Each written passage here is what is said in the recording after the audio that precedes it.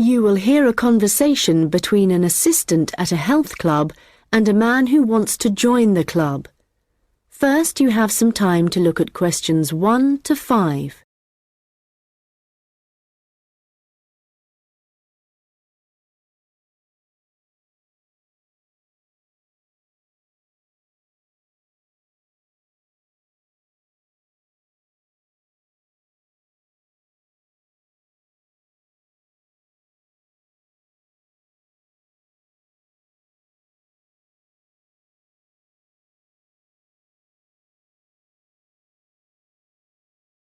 Hi, can I help you?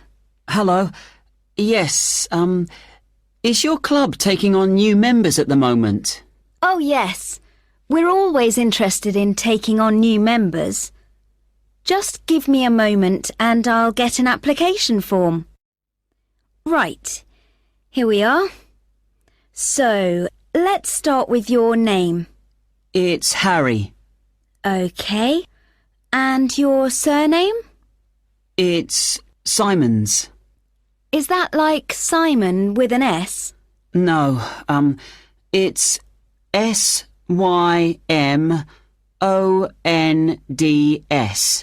Most people find it rather difficult to spell. I see. It has a silent D. I guess a lot of people miss that. Now, let me see. Can you tell me when you were born? Yes, certainly.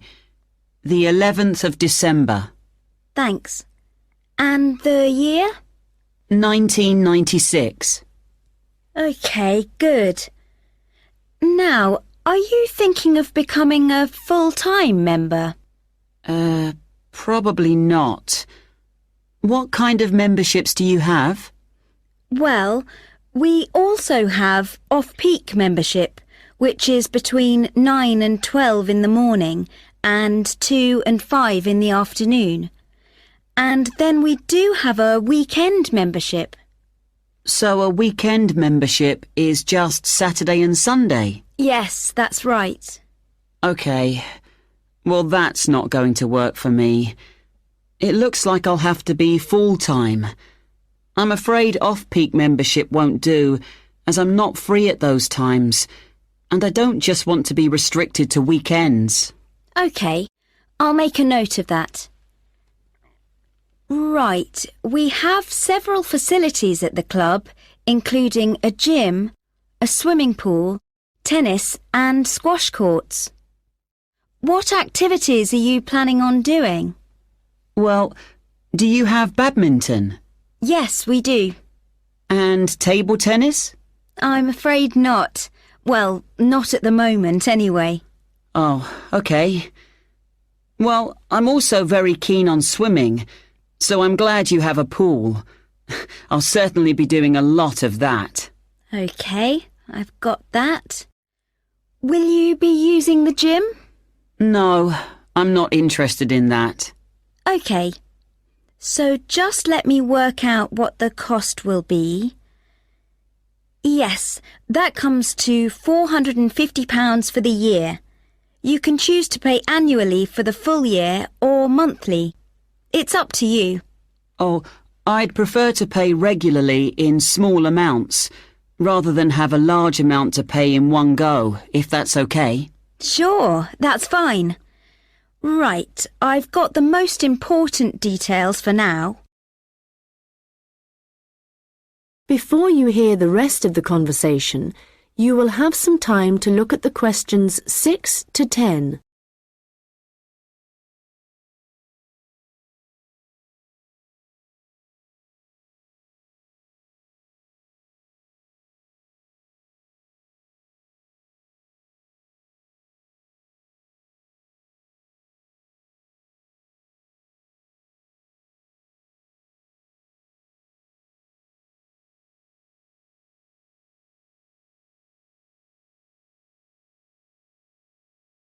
Now listen and answer questions 6 to 10. So, I'd just like to ask you a few questions about your lifestyle, if that's OK with you. Yes, that's fine. Do Do you do any regular exercise at the moment? Yes, I do a bit. Good. And what do you do? Well, every few days I go jogging. Yes, that's good. How long do you go for? Well, it varies. I guess it depends on how energetic I'm feeling. Yes, of course. Every little bit helps. Do you have any injuries at the moment? Well, I did break a bone in my foot playing football a long time ago, but that's all healed up now. But in the last few days, I've realised I have a bad ankle. I think I must have injured it last week, and it's a bit sore now. But apart from that, I'm fine. Right. I guess you might need to rest it for a few days to let it recover. Yes, I will. So, let me just ask you what you want to achieve by joining the club. Do you have any targets or goals? Well, I suppose my main aim is to build up my fitness level. Is that the kind of thing you mean? Yes, that's fine. All the activities you're going to be doing should certainly help you with that. OK. And could you tell me what you do for a living? Well, I was a student up until recently. OK. So what are you doing at the moment? Well, I'm a charity worker. Oh, that's fine. I'll write that down. OK, nearly done. One last question. Can I ask how you heard about the club? Did you see it advertised or did you go to our website, for example? Well, I've been looking for a health club for a while, and I asked my friends for suggestions, but they weren't much help. And then I was listening to the radio, and your club was mentioned. So I thought, I'll go along and see what it's like. Great! Well, we look forward to having you as a member. That is the end of section 1. You now have half a minute to check your answers.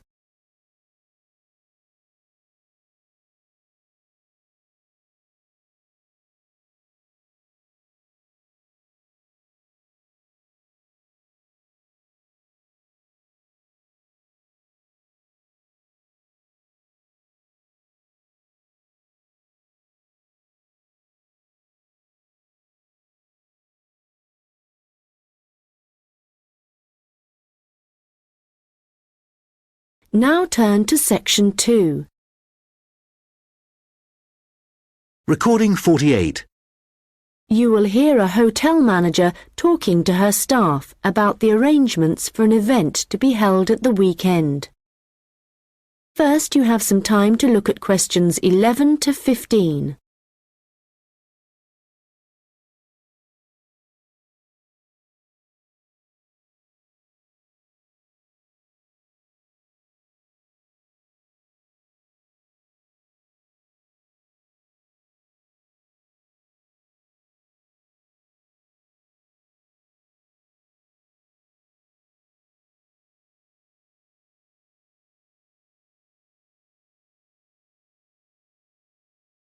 Good morning, everyone.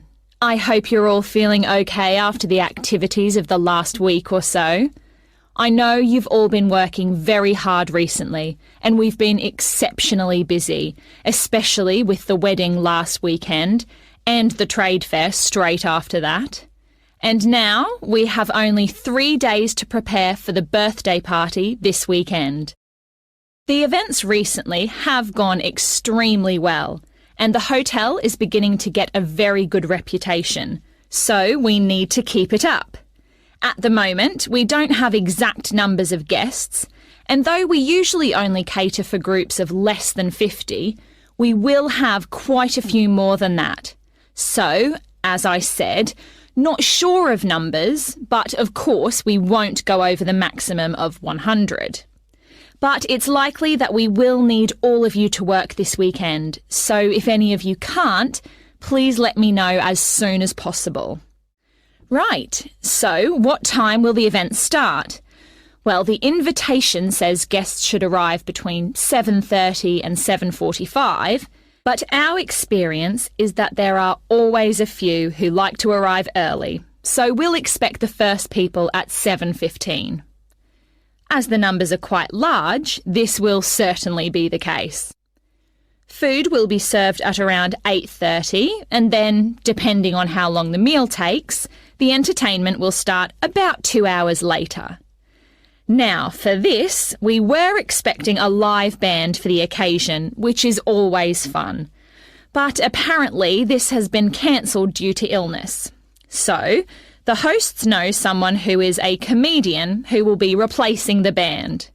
We had hoped that the resident magician who worked here through the summer would be able to help out, but they weren't keen on that idea. Before you hear the rest of the conversation, you will have some time to look at the questions 16 to 20.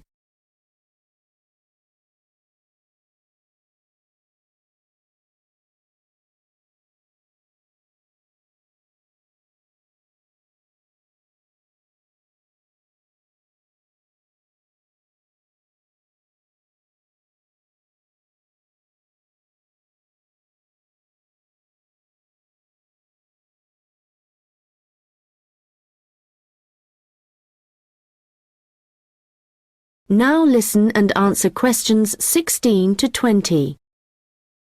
So, I'd just like to go through who's doing what when the guests arrive, and I think we'll make a few changes from the last party held here. If I remember correctly, it was Olav who coordinated the task of providing the guests with drinks. Or was it Ahmed? I'm not sure. But Gary asked to do it this time, so that will be his job. There's been no decision yet on what the drinks are going to be, but I hope they decide soon in case we need to order something special. Now, for receiving the guests' coats and hats, it's important we have someone experienced doing this, as we don't want guests losing their belongings. And Monica, last time this was your responsibility. Susan, I know you wanted to do this, but as the numbers are quite high for this event, I won't make a change here. Right. Now, last time there was some confusion as to where guests were supposed to go once they had deposited their things, and we had guests roaming around the whole hotel. So, Ahmed and Olav, I believe you discussed the problems with Susan and thought she would be good at guiding guests after they had arrived. And I'm fine with that. Right, and now for some general instructions. Once the guests have arrived, they will be in and around the lounge area, and then at around 8:30, we need to get them to move to the restaurant for their meal. This often proves difficult and can take a long time, so I will ring a bell so that everyone knows it's time to eat.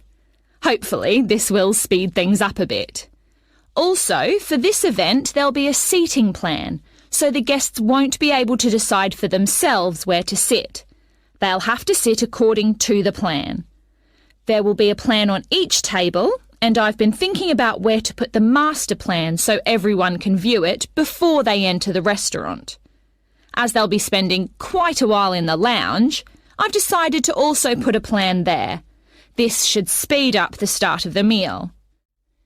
Once the meal starts, you'll all be very busy waiting on the tables, and I'm sure I don't need to tell you to be good-humoured and polite to all the guests. The organiser of the event will be saying a few words, and so will two of his colleagues. So, when the speeches start, all activity must stop in the restaurant, so that the three people giving them can be heard. This shouldn't take long, and it should be towards the end of the meal. After that, the guests will move back to the lounge for the entertainment. So, I think that's it. Any questions? Come and see me later. That is the end of section 2. You now have half a minute to check your answers.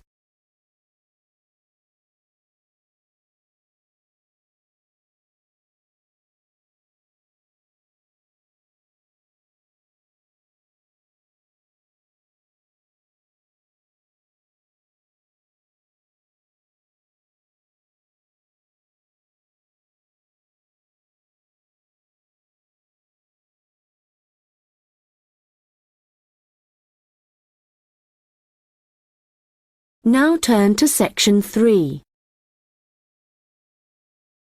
Recording 49. You will hear two students discussing an assignment. First, you have some time to look at questions 21 to 25.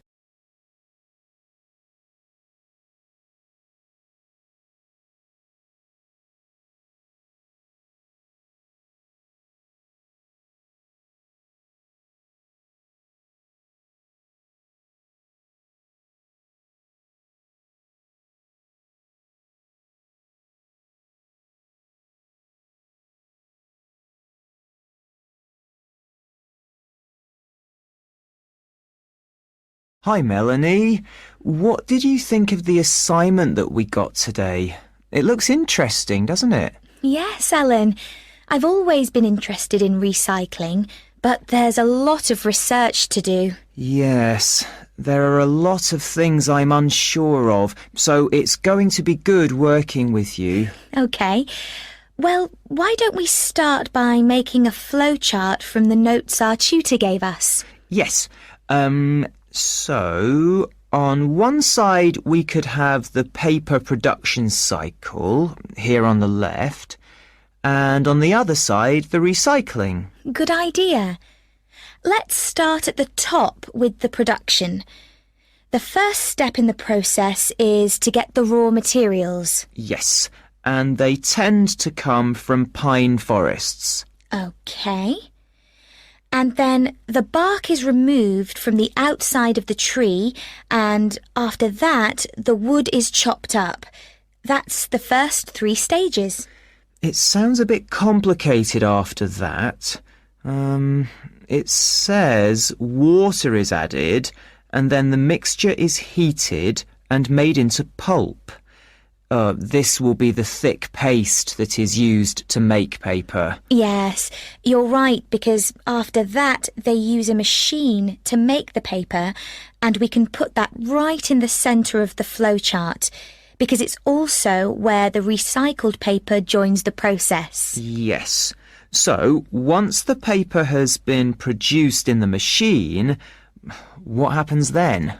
Well, I think we should write print as the next step, because this is when newspapers, magazines, etc. are produced. And we could also add that they have to be distributed to stores and people's homes. Right. Then the recycling bit starts. The old paper's collected, and then it says it's taken somewhere so that someone or something can sort it. I imagine there are different kinds of paper, or things like paper clips that need to be removed. Yes. Let's have a step after that. Now, how did our tutor say they do this? Oh yes, it involves chemicals. So, how is your chemistry? Well, not very good, I'm afraid. But this is how they remove ink, so this is definitely going to need a bit of research. Right. The last step in the recycling section is similar to the last step in the production process, with heating and pulping, before the cycle begins again.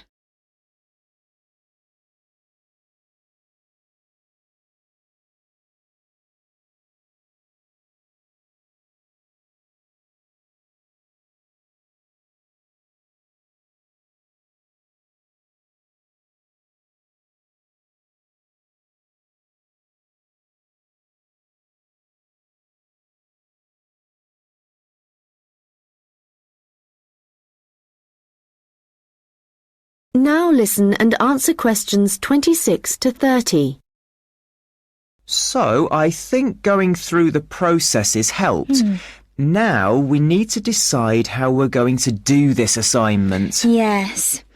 I guess what we need to do is take the processes and divide them up between us.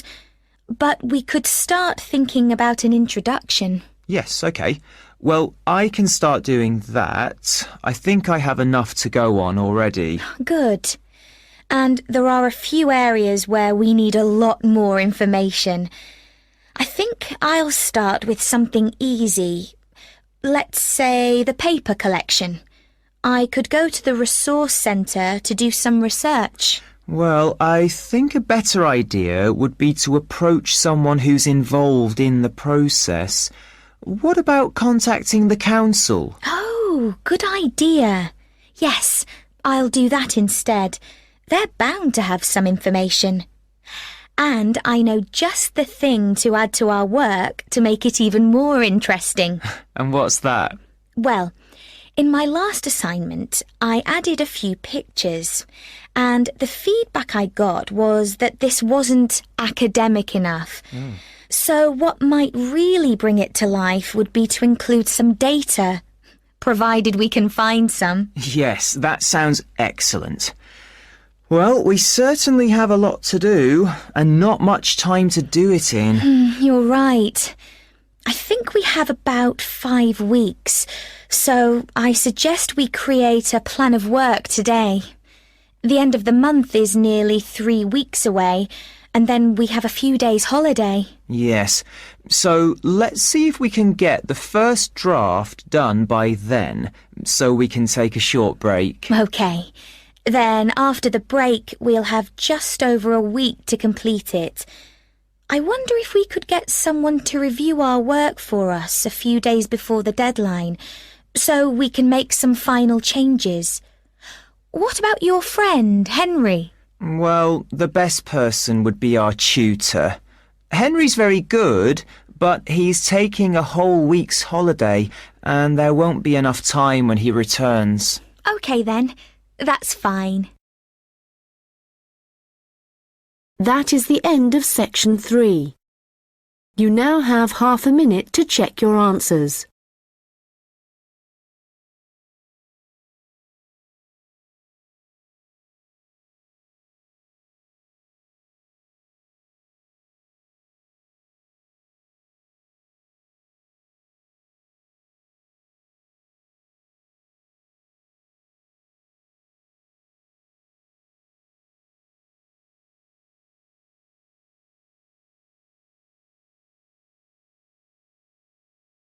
Now turn to section 4.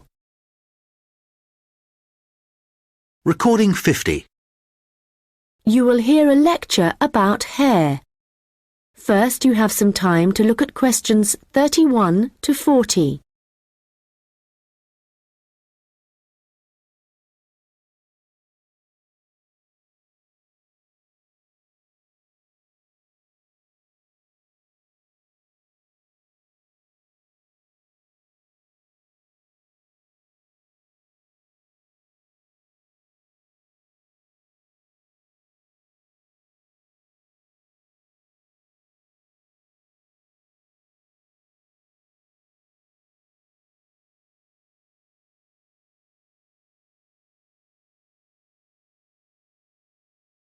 Now listen carefully and answer questions 31 to 40.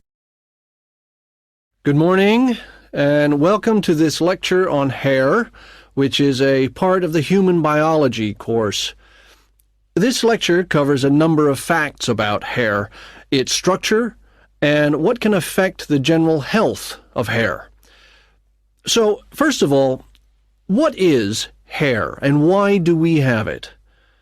If we look back at our ancestors, we'll see that they had a lot more hair on their bodies than we do now. And there are, or were, 2 main reasons for having hair.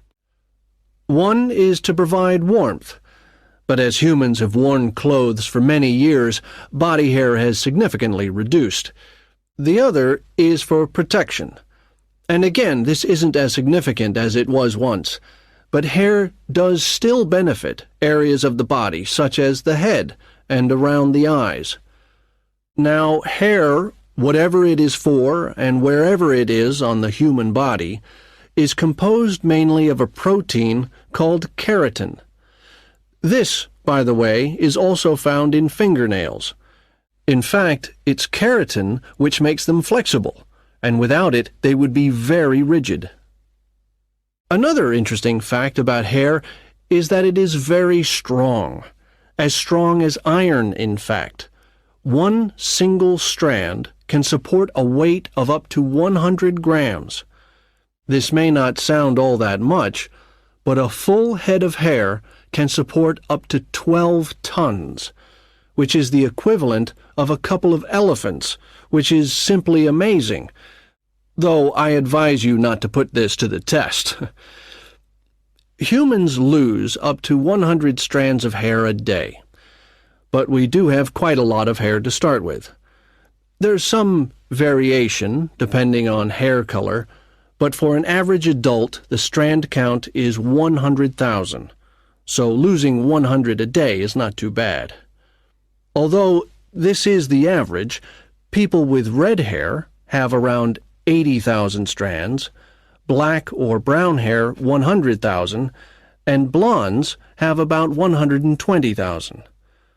So, hair used to be important for the reasons I mentioned earlier, but nowadays I'd say the main importance of hair is the fact that it is big business.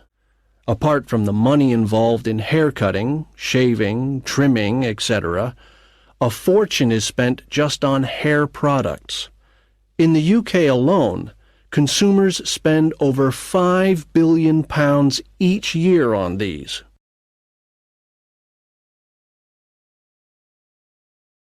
So next, I'd like to just give you a quick overview of the structure of hair.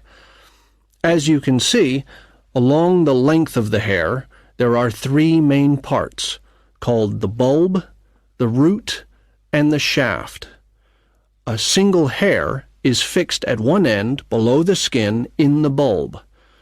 The bulb acts rather like a cap. It encloses the end of the hair in the head. The next part of the hair is the root, and this is the part of the hair which lies just beneath the skin, and, in terms of hair production, is the most important.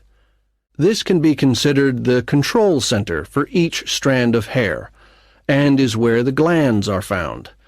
These produce oil, which flows along the length of the hair, and the health of the root determines the overall health of the strand of hair. The last part is the shaft, and this is the hair which is above the skin, and is, of course, what we can see. Fortunately, this is not active, and I say fortunately because otherwise it would be very painful to have your hair cut. And finally, I'd just like to go over a few factors that impact on the overall health of hair. Like every other part of the body, our diet, that is, what we eat, is extremely important to the condition of our hair. But whereas a change in your diet to, for example, eating unhealthy foods will soon be noticeable in your skin, changes to your hair will take a lot longer. A change in diet today could take several months to have an effect on your hair. And so, what is the key to healthy hair? Well, eating a balanced diet is the most important thing. There are a number of vitamins that are vital for good hair health, the main ones being vitamins C, D, and E. And in a balanced diet, all these vitamins should be readily available. If you need a boost of vitamin C, for example, one of the best things to eat are blueberries. For vitamin D, the best examples are fish, mushrooms, and eggs, and for vitamin E, nuts and seeds. Right, so let's go on to what it